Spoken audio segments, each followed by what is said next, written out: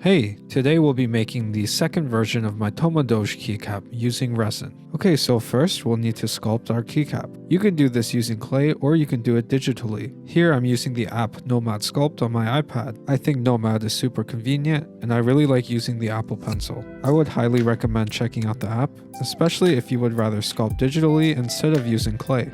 So after making my finishing touches to my sculpt, it's ready to 3D print.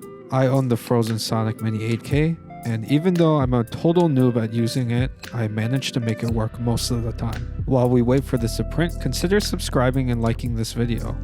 Okay, so this is what our print looks like. I didn't film this part, but an important thing to know is that you're going to have to wash your print really well, and also make sure that it's fully cured.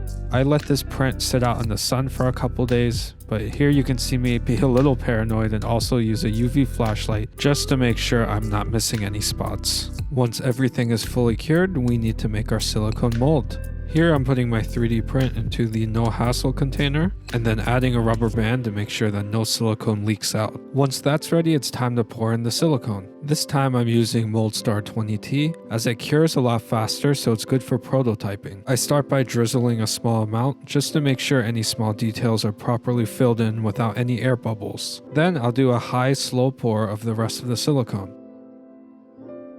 Once it's all full, it's time to cure in the pressure pot.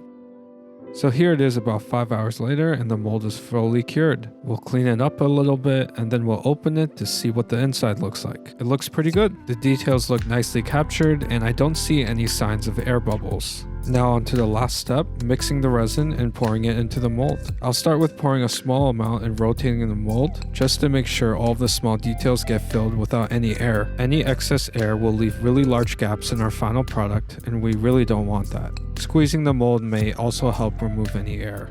Before we connect the base of the mold, we will pre-fill the stem, then slowly join the two halves together. And with that, we'll let it cure under pressure again. Here it is after curing in the pressure pot. We'll gently pry open the two halves of the mold to reveal the keycap. I think it came out pretty nicely. We'll use some flush cutters to remove it from the mold.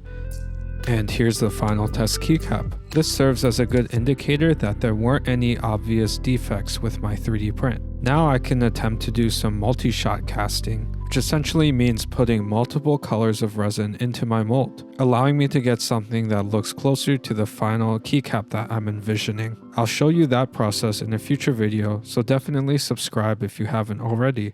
And as always, thank you so much for watching my video.